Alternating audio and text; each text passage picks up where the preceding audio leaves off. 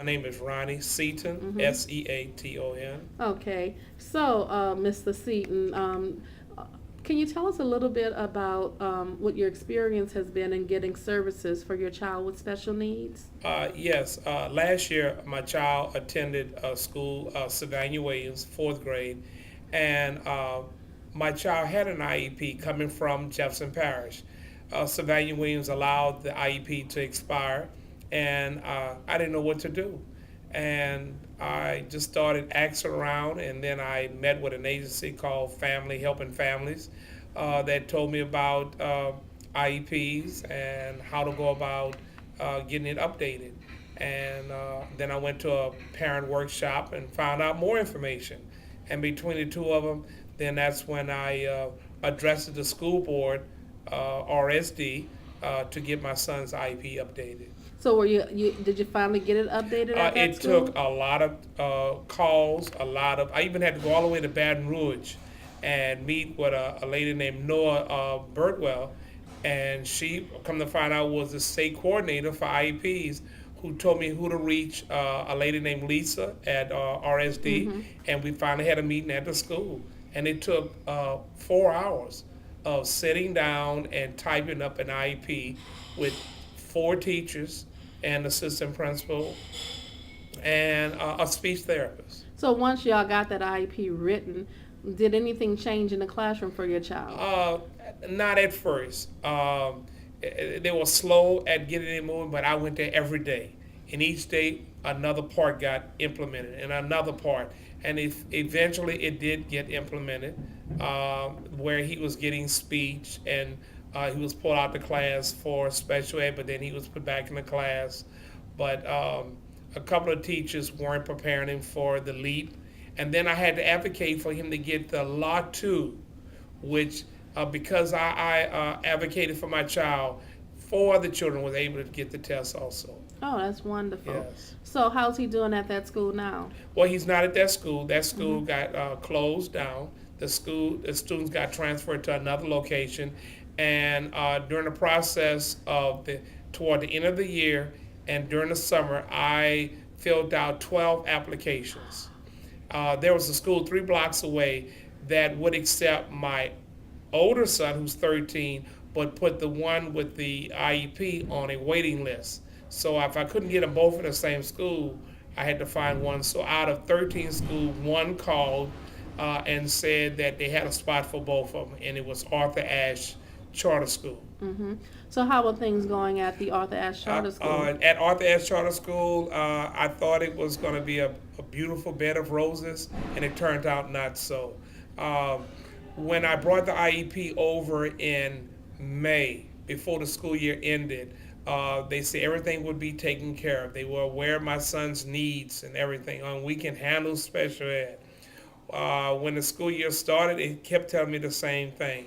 Come to find out, there was no special ed teacher. No one had read his IEP.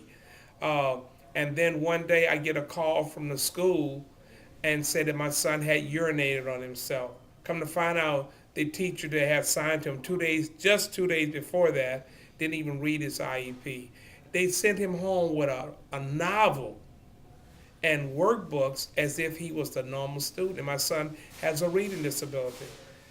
My son came home every day and said, "Daddy, I don't know what to do." And I kept going to the school. I wrote notes, letters, phone numbers. Please call me. Set up an appointment. When I went to the school, the teacher says, "Oh, I didn't know I was supposed to respond back to you." That is not how you run a school. I'm sorry. I know it's a charter school. The teachers are supposed to be certified. Most of them have a master's. Some have a PhD. When I called to ask about my child's work, one teacher told me, "Well, you sound like a complaining parent." I said, "No, I'm a concerned parent."